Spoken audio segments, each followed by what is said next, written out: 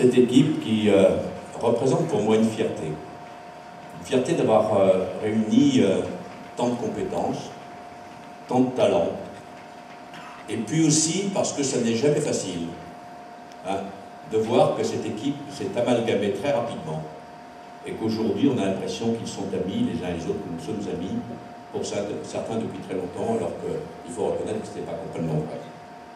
Ça veut dire aussi que cette équipe, si elle s'est amalgamée aussi vite, c'est parce qu'elle s'est amalgamée sur un projet, sur une volonté de proposer quelque chose d'autre à la ville de Dinan. C'est ça qui nous unit, c'est ça qui vous assure que pendant les 6 années qui viennent, dans la cohérence, nous pourrons gérer la ville.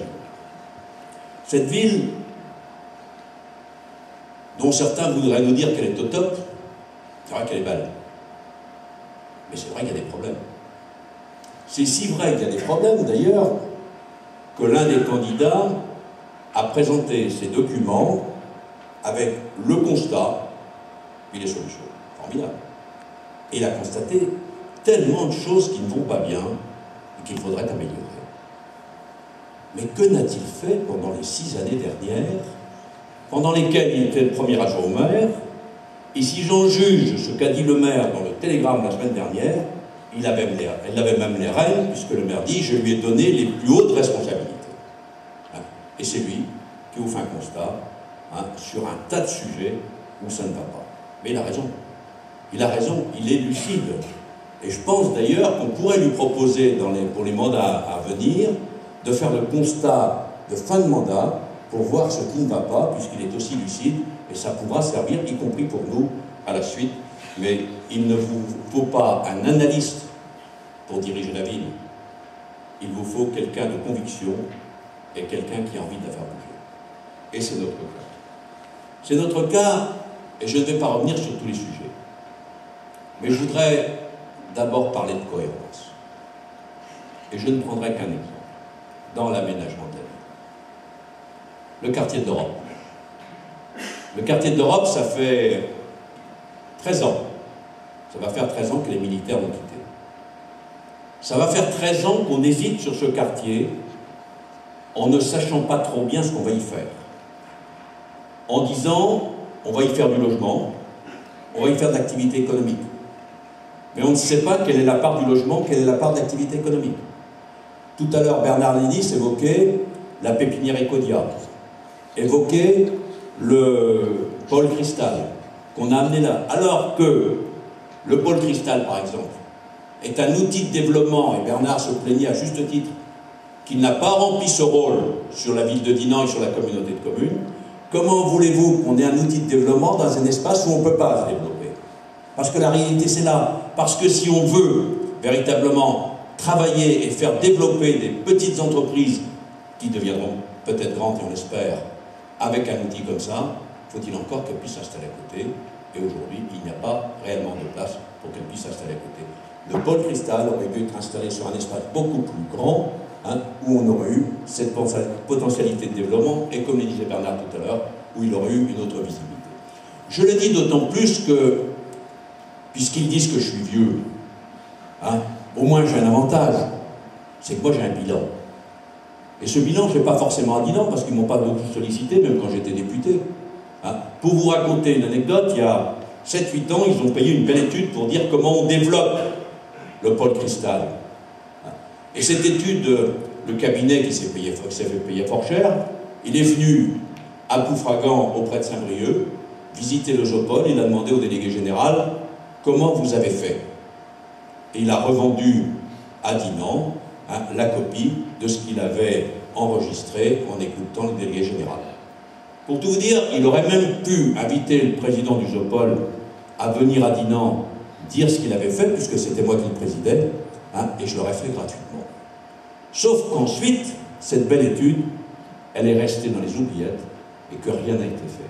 Voilà, et quand j'entends le président de ce pôle cristal répondre, quand il y a quelques mois, j'ai déjà pointé ce sujet, répondre « Ah oui, mais il crée des emplois ailleurs ».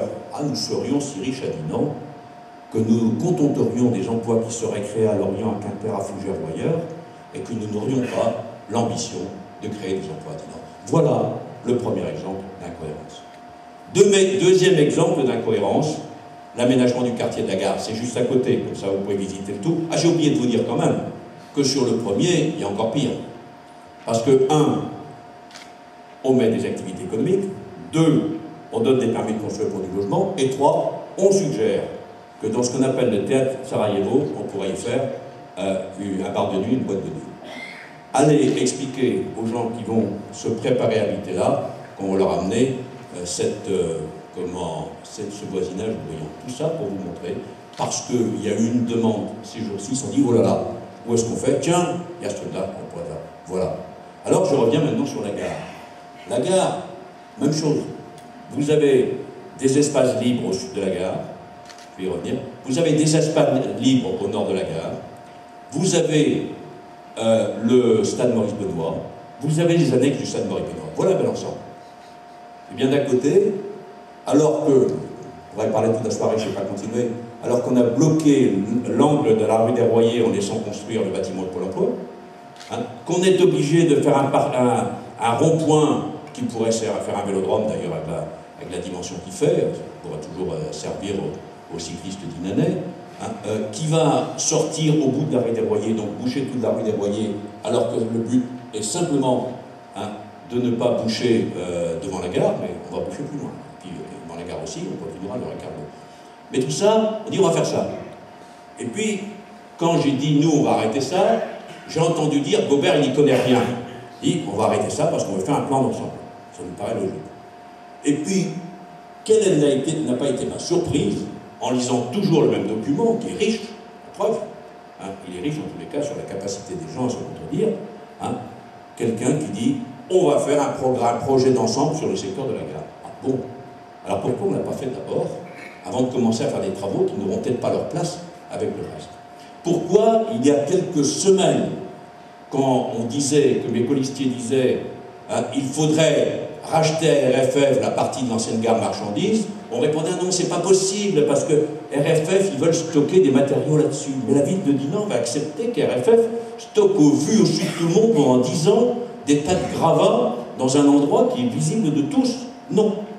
Mais en même temps, il y a eu aussi une réunion à la mairie, tout d'un coup, parce que les associations sportives demandaient une piste d'athlétisme, il y a eu une réunion dans le but d'acter une piste de 250 mètres. La réunion, qui d'ailleurs n'avait aucun caractère légal, puisqu'on a dit que c'était en séance privée, la réunion s'est terminée avec une piste de 400 mètres. Voilà. Qui d'ailleurs n'est pas financée, il n'y a rien fait pour le moment. Voilà la façon de faire pendant les 6 dernières années. Je ne vais pas continuer sur ce sujet. Ce n'est pas la peine parce que beaucoup d'entre vous le savaient et le reconnaissaient dans cette ville. Mais quand même, quand ces gens voudraient encore nous faire la leçon, Bruno Berthier disait tout à l'heure en matière économique, mais on peut le dire sur tous les sujets, hein, je crois véritablement qu'avant de nous la faire, il ferait mieux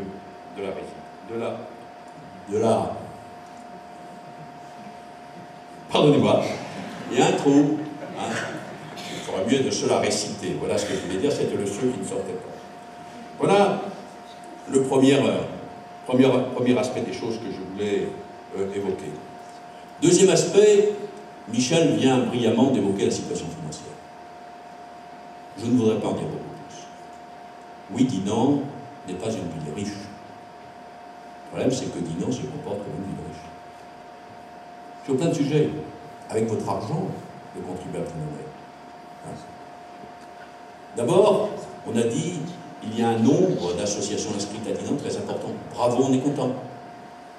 Mais le problème, c'est que beaucoup des adhérents de ces associations habitent l'extérieur et que les communes extérieures n'y participent pas.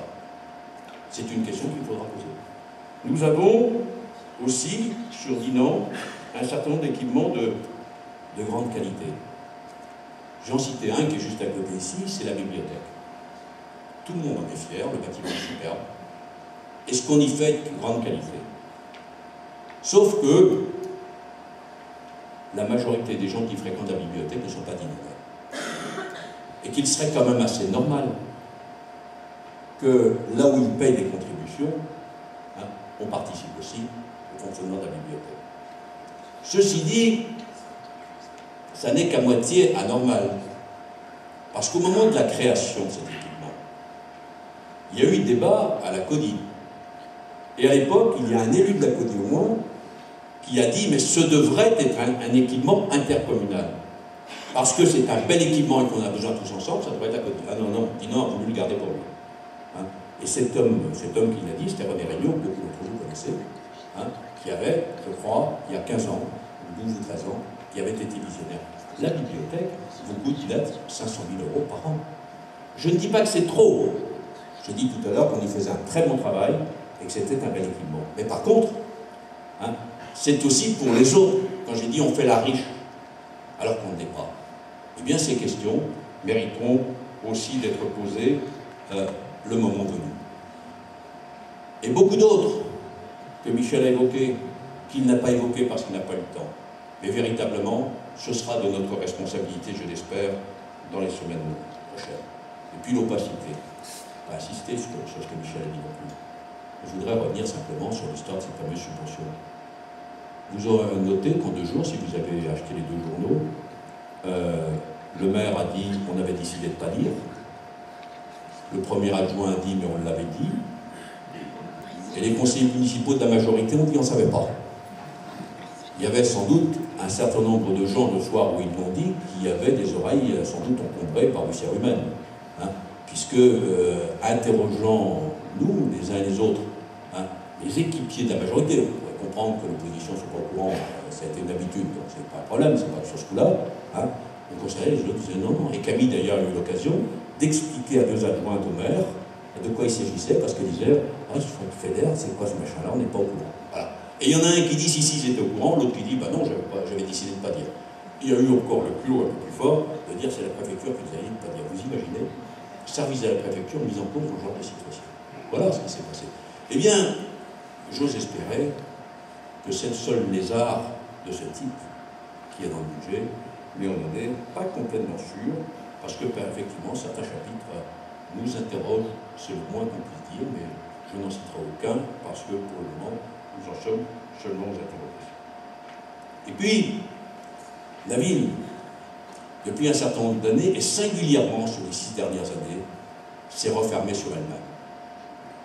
Elle s'est, quelqu'un a évoqué tout à l'heure, à l'intérieur des remparts. Oui, nous avons de beaux remparts, pas tous d'ailleurs en bon état. Mais ce n'est pas une raison pour ne pas regarder ce qui se passe autour. Ce n'est pas une raison pour ne pas se connecter sur les autres. Et là, conseil général n'étant pas du bon bord, on ne fréquente pas trop. Conseil régional n'étant pas du bon bord, on ne fréquente pas trop. Les subventions européennes difficiles à avoir, et parfois comme on ne fait pas les bons montages, du coup on ramasse un coup de bâton sur les doigts, on ne demande pas trop. Résultat, alors qu'on n'a pas de moyens, on se confie peu, en plus de l'extérieur, sur un certain nombre de projets. Et puis, il y a des questions. Par exemple, on a évoqué tout à l'heure la notion de quartier prioritaire qui va être classé. En fait, aujourd'hui, ça n'est pas encore fait officiellement, mais les cartes sont connues, hein, où le secteur du nord-est de Dinan va être classé. Eh bien, curieusement, moi, je suis allé au ministère du Logement, je reviendrai tout à l'heure, il y a 3 semaines, et là, alors que pratiquement tous les maires des villes qui avaient entendu quelque chose s'étaient renseignés, bah, Dinan ne s'était pas renseigné. Heureusement que c'est un candidat qui est allé se renseigner, parce qu'autrement, personne ne pourrait me dire ce qui va s'y passer. Voilà, et ce qui pourra s'y passer. Voilà la façon dont on fonctionne dans cette ville. Et puis, nous avons aussi à nous poser d'autres questions. Le Grand Dinan, tout le monde en parle. Oui, mais il ne faut pas que ce soit une forme de fuite en avant pour ne pas régler nos problèmes à nous. Ça, on a évoqué tout à l'heure la perte de population de centre-ville. Ce n'est pas en disant, puisqu'on a perdu de la population, on va élargir le cercle, on va la retrouver. Non. Parce qu'un centre-ville dans lequel il n'y a plus d'habitants est un centre-ville qui ne durera pas. Et moi, je crains que si on n'est pas assez actif sur la reconquête du centre-ville par les habitants, eh bien, dans 10 ans, 15 ans, 20 ans, une partie de beaux murs de cette ville médiévale seront tenus derrière par des madriers comme les décors à Hollywood. On sait que s'il n'y a pas d'habitants dans ces lieux, les propriétaires n'entretiendront plus, et s'ils n'entretiennent plus, alors là, pour la ville, ça deviendra complètement insoluble. Et nous en prenons le chemin. C'est donc pour cela que déjà nous disons, il faut regagner de la population de cette ville. On vous dit, ah oui, ça y est, on a voté un plan local de l'habitat, ça a duré 6 ans pour le faire, opportunément il vient d'être voté, on va y mettre un peu d'argent, hein. Et puis là, maintenant, on patienter encore un peu, parce qu'il faut trouver un cabinet, et le cabinet, voilà, bon, très bien. Hein. Oui, c'est pas patienter, il est urgent d'agir. Et nous avons l'envie d'agir très rapidement sur ce sujet. Alors le Grand Dinan. Pourquoi le Grand Dinan? Pour 2 raisons, c'est vrai, parce que Dinan n'est pas très grand dans ses murs, mais déjà, il y en a certains qui ont du mal à sortir des remparts. Je rappelle quand même qu'au-delà des remparts, il y a encore quelques habitants de Dinan. Il y a beaucoup dans la salle qui sont d'ailleurs au-delà des remparts. Hein. Pourquoi le Grand Dinan? D'abord, et pourquoi ça s'est précipité? D'abord parce que l'ambition de la communauté de communes de Dinan est de devenir une communauté d'agglos. Vous ne connaissez pas trop, certains d'entre vous sont au courant, mais pas tout le monde. Pourquoi ça? Simplement parce qu'une communauté d'agglos, sa dotation d'État est plus importante de 40 à 50% selon les situations, voire 60%, qu'elle ne l'est pour une communauté de communes. Donc, c'est légitime. Et donc, on dit, il faut passer en communauté d'agglos. Mais là, il y a 2 conditions. La première, c'est que la ville-centre fasse 15 000 habitants. Elle n'est pas remplie. Je vais y revenir. La deuxième, c'est que la communauté de communes fasse plus de 50 000 habitants. Elle n'est pas remplie non plus. Donc, faire croire qu'il suffirait de régler un sujet pour obtenir cette dotation, c'est faux. Il faut régler les 2 sujets. Donc, c'est clair que si on veut faire quelque chose, il faudra parler avec nos collègues de Rance-Trémur, c'est pratiquement les seuls qui sont aujourd'hui disponibles, hein, puisque Évran a été déjà intégré à la communauté de communes, et que sur l'ouest de Dinan, la communauté de communes de Planquette, Plélan, Saint-Jacques-de-la-Mer n'envisage pas du tout de regarder vers le juge. Donc il faudra que nous regardions vers le nord. Première question. Deuxième question, effectivement, il faudra passer les 15 000 habitants. Vous avez noté il y a un an, à peine un an, un emballement assez extraordinaire sur, on va faire, pratiquement, on va signer ça sur un coin de trottoir au bas Bourgneuf devant la boulangerie avec 2 croissants, hein, et ça fonctionnera tout seul. Sauf qu'à Lyon, c'est pas suffisant. Il faut aussi au moins une autre commune. Il faut prendre le problème différemment. D'abord, il faut faire une étude très sérieuse pour savoir qu'est-ce que ça implique. Voir les écarts. Et là, cet après-midi, il y a un débat à Ouest France, vous en verrez sans doute des échos dans la presse demain matin, parce qu'ils reprendront, parce que sur un débat qui dure 1h30, ils n'ont plus de page pour le faire, ils sont bien obligés de réduire. Mais en tout état de cause, j'ai vu que mes concurrents commençaient à comprendre que c'était un peu moins simple, et que donc il fallait quand même prendre des choses par le bon bout. Et constater par exemple que les niveaux de fiscalité sont très différents entre Dinan et les autres communes. Et allez donc dire aux gens de Quévert, venez vous marier avec nous, hein, on va vous augmenter vos impôts de 40%. Je ne suis pas sûr que ça va marcher. Pour nous, c'est intéressant parce qu'il faut faire converger, donc pour nous, ça baisserait. Et eux, ça le montrait, on ne va quand même pas les tromper. Ils sont capables de compter à Quévert, ils ont déjà compté. Donc il faudra trouver des solutions. Une des solutions, c'est d'ailleurs que la communauté de communes amène une dotation, puisqu'elle va toucher plus d'argent, beaucoup plus, qu'elle amène une dotation pour permettre justement aux communes de s'associer. Voilà, je suis le seul à évoquer ce sujet-là. Parce que je suis quelqu'un, avec mon équipe, qui croit que si on cache quelque chose, hein, on n'avance pas. Il faut donc aller jusqu'au bout de ce problème, mais en posant tout sur la table et en expliquant comment, financièrement, on peut régler le problème. Et c'est ainsi que je compte évoquer ce dossier avec les maires qui seront élus dans les semaines qui viennent. Et puis la communauté de communes, j'ai déjà évoqué tout à l'heure un certain nombre de sujets qui touchent à la communauté de communes, puisque j'ai évoqué l'économie. Bruno et Bernard l'avaient évoqué avant moi, donc je ne vais pas vraiment beaucoup revenir dessus. Je voudrais simplement rappeler qu'elle a un certain nombre de compétences qui sont, je dis, l'économie, mais elle en a d'autres. Elle a par exemple tout ce qui est l'environnement, les déchets, l'eau, l'assainissement. Et c'est vrai qu'il y a parfois redéfinir la responsabilité des uns et des autres, y compris en matière de déchets, quand on voit comment il y a dans la ville de Dinan des insatisfactions sur la façon dont ça s'est organisé. Ce sont les élus qui doivent aussi assumer, et j'y reviendrai tout à l'heure. Rassurez-vous, je vous dis tellement de choses que je vais redire tout à l'heure, il y a un truc qui est sûr, je ne vous garderai pas au-delà de minuit.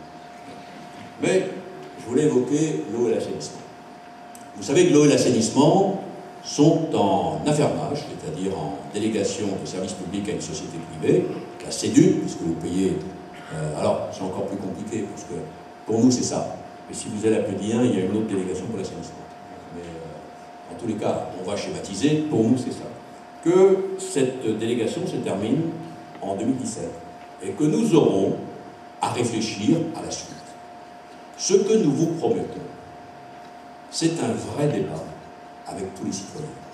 Ce n'est pas seulement une affaire d'élus, c'est aussi une affaire de la population parce que c'est vous qui payez et vous avez le droit de donner votre avis. Et donc, nous vous proposerons un débat avec un dossier pour que la population puisse dire ce qu'elle pense avant que les élus ne prennent leurs décisions. Est-ce que c'est une régie? Est-ce que c'est en continu l'affermage? Est-ce qu'on fait une société publique locale? Il y a plusieurs solutions qui peuvent être utilisées.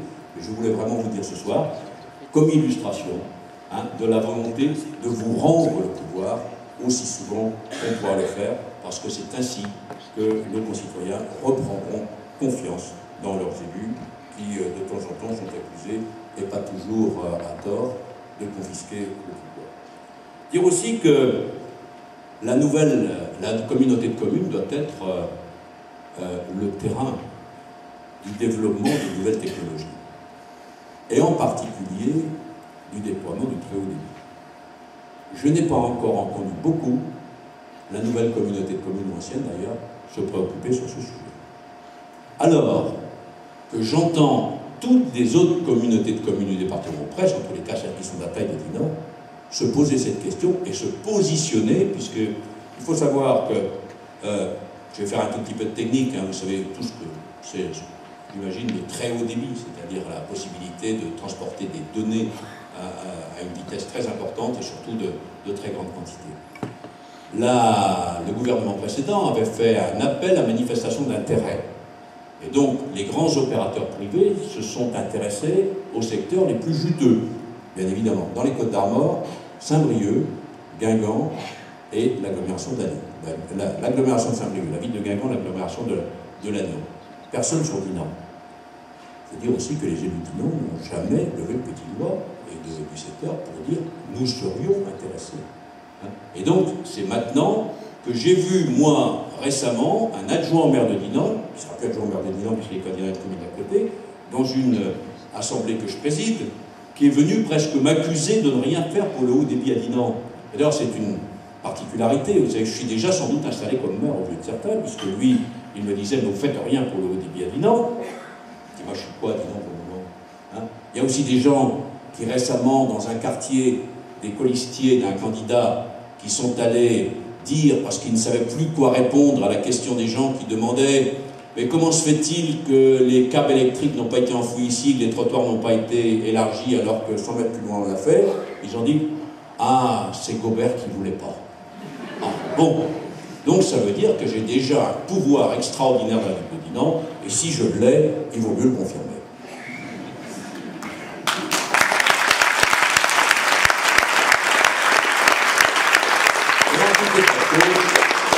Oui, le très haut débit sera notre affaire parce que c'est un préalable, je veux dire, au développement économique. Et quand mes colistiers disaient que nous voulons nous positionner sur les activités économiques de demain, eh bien, c'est un préalable, comme le disent beaucoup d'entreprises, c'est aussi un préalable dans la ville et nous nous battrons pour que ce soit fait, d'autant plus que ça coûtera très peu d'argent pour la ville et aussi très peu d'argent pour la communauté. Voilà ce que je voulais vous dire sur ces sujets. Alors, j'entends aussi des choses assez extraordinaires, d'ailleurs, cette sinistrose qui s'est installée dans la ville. En fait, les constats qu'on a fait tout à l'heure, je ne vais pas y revenir. Mais à l'inverse, je voudrais dire aux Dinanais, regardez bien parfois l'image que vous renvoyez de vous-même. Elle est souvent contrastée. Tous les Dinanais sont fiers de leur ville et ils ont raison. Même si ici ou là, il y a des améliorations, je l'ai dit, on pourra leur dire. Mais par contre, en même temps, parfois, ils culpabilisent où ils cultivent la sinistrose. Quand j'entends des trucs, ah, c'est pas facile d'aller de chez nous ailleurs. Hein, vous vous rendez compte? Un TGV, il passe pas chez nous. Hein. Il y a même quelqu'un qui m'a dit, on n'a pas d'autoroute. Je dis, non, bien. Alors, je vais y revenir. Mais quand même, vous connaissez beaucoup de villes de 10 000 habitants qui ont une 4 voies à 1 km au nord, une 4 voies à 10 km à l'est, et une 4 voies à 17 km au sud. Regardez bien la carte de France, et vous me direz, quand vous les aurez trouvées, ça tiendra certainement sur les doigts du monde. Connaissez beaucoup de villes de 10 000 habitants qui ont le TGV sur une ligne à moins d'une demi-heure d'un côté, à moins d'une demi-heure de l'autre si vous allez à Lamballe, et à 3 quarts d'heure à peine de l'autre si vous allez à Rennes. Vous en connaissez beaucoup? Alors, cessons. Parce qu'à chaque fois qu'on tient ce discours, hein, quand on dit « nous sommes loin de tout », ça suggère aux autres « ne venez pas chez nous, c'est compliqué de venir ». Hein. Et ça, je crois qu'il faut abandonner. Nous avons encore des efforts à faire. Et nous avons la prétention qu'il faudra les faire. Mais par contre, faisons très attention à la communication qu'on fait. Nous devons nous présenter comme une ville accessible, comme une ville où il fait bon vivre, comme une ville où on peut entreprendre, comme une ville qui est ce qu'elle est, c'est-à-dire à 40 minutes du Mont-Saint-Michel, à 25 minutes de Saint-Malo, 45 minutes de Rennes et à un quart d'heure de la côte. Et bon sang, il y a des millions de Français qui aimeraient vivre dans une ville comme ça, pour peu qu'on soit capable de leur offrir le travail en plus, en tous les cas par rapport à ce que nous avons.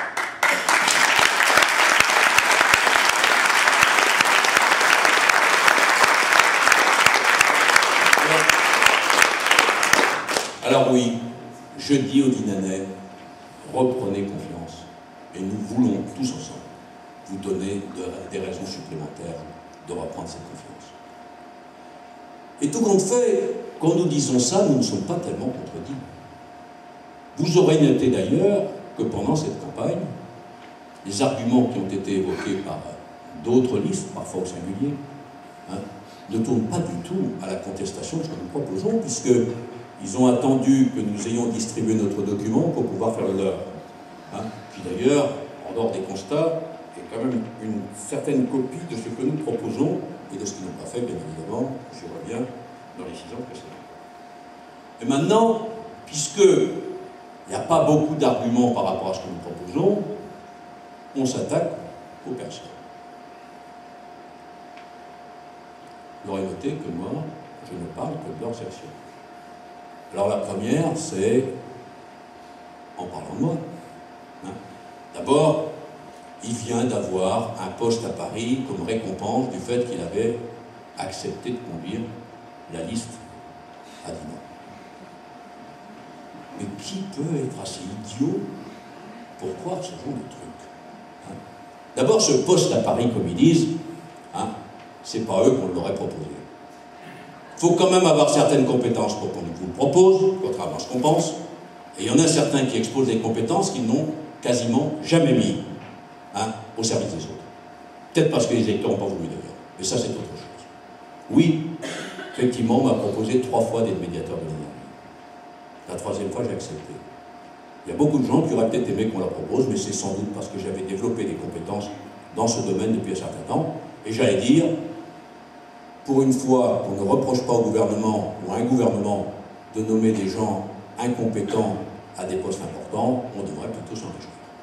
Ceci dit, c'est en plus un poste qui me prend une journée par semaine, parce que la réalité, c'est ce qu'on appelle quasiment une présidence, et c'est à moi d'organiser les services et de veiller à ce que ça tourne. Mais rassurez-vous, je serai un Dinanais autant que les autres, peut-être plus que les autres, hein, et en plus, ceux qui me connaissent savent que j'ai la réputation de travailler vite. Alors c'est pas tout. Après, c'est, mais il fera que 2 ans. Hein, il laissera la place à sa première adjointe. Ben, Camille sait bien qu'elle ne peut pas rêver. Hein, et elle ne rêve pas. Et tous ceux qui me connaissent savent bien qu'il ne faut pas rêver. Parce que partout où j'assumais des responsabilités, je les ai assumées jusqu'au bout.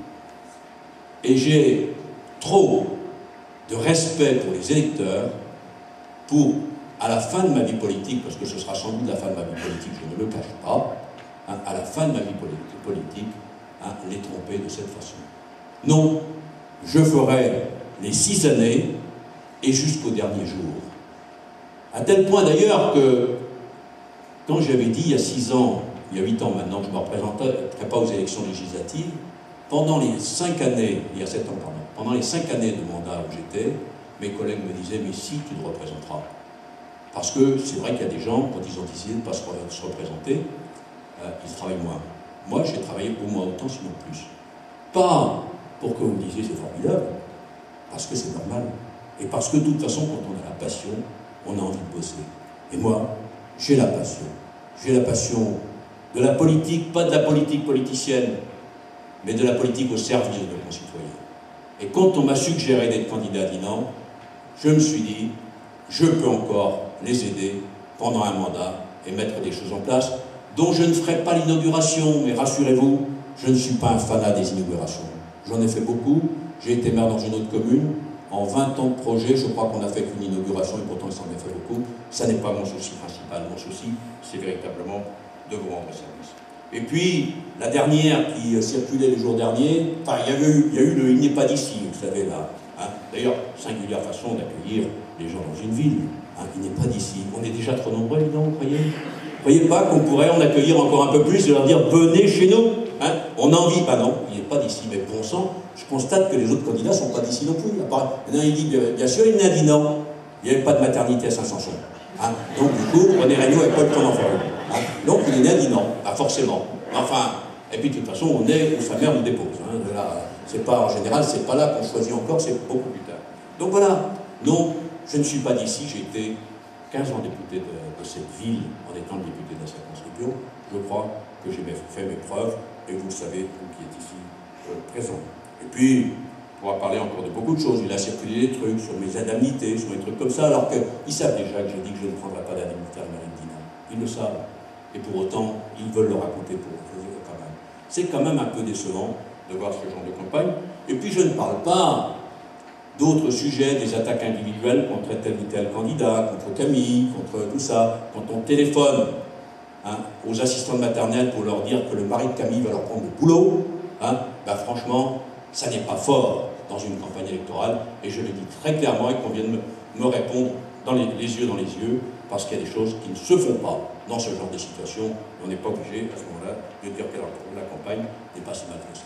Voilà ce que je voulais vous dire ce soir. Vous dire que, oui, nous serons présents, nous serons disponibles, nous serons à votre écoute.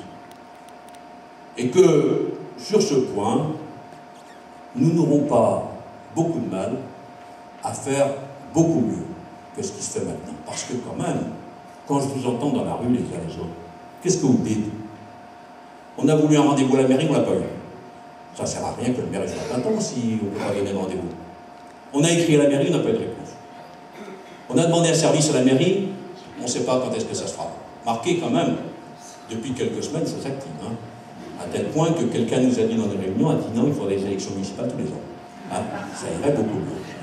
Mais voilà, à tel point que quand j'étais député, on venait me voir à la permanence de député pour me demander si je ne pourrais pas écrire au maire de Dinan pour que leurs problèmes se débloquent. Alors, qu'on ne vienne pas me faire la leçon de la présence à la ville de Dinan et de la capacité à accueillir nos concitoyens. Parce que cette capacité, elle sera partagée entre le maire, les adjoints, les conseillers municipaux qui seront pour un certain nombre délégués sur des dossiers particuliers. J'ai le sens du travail en commun. Et chez moi, il y aura des réunions de municipalité et jusqu'à la fin du mandat, on pourrait demander aux policiers de Mosséderus s'ils ont été, ceux qui étaient adjoints, s'ils ont été convoqués des réunions de municipalité dans les semaines dernières ou dans les mois derniers. Voilà la façon que nous avons de travailler. Oui, vous aurez des élus disponibles, vous aurez des élus actifs, vous aurez des élus compétents, vous aurez des élus réactifs. Alors, les Dinanais, ils disent tous, il faut changer. Ben, je vous dis, chiche, changeons, changez, profitez de l'équipe que vous avez en face de vous, mobilisez-vous, il vous reste maintenant, il nous reste encore 3 jours avant le premier tour, en fait, 2 journées de campagne, puisqu'elle se termine samedi soir, vendredi soir, pardon, mais il n'est pas interdit d'aller voir des amis le samedi. Il n'y a simplement pas le droit de leur distribuer de documents. On a distribué tous les documents qu'on avait à distribuer grâce à beaucoup de militants qui sont ici. Donc il nous reste ces 3 journées pour convaincre que la meilleure solution pour Dinan, y compris d'ailleurs, parce que nous ne passerons pas notre temps, dimanche soir et lundi, à voir comment on va faire des alliances pour essayer de s'en sortir. L'équipe que vous avez là est la même que vous aurez, qui vous sera présentée au 2e tour. Ce ne sera pas un rabibochage de dernière minute entre des gens qui ont expliqué combien ils se détestaient pendant les quelques semaines que nous venons de vivre. Voilà ce que je voulais vous dire. Voilà le contrat que nous voulons passer avec vous. Un contrat de confiance et un contrat d'avenir. Merci d'avoir été si nombreux ce soir.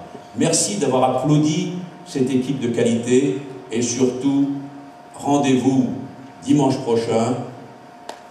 Nous aurons besoin de vous dimanche prochain. Mais si vous nous faites confiance, nous ne vous décevrons pas.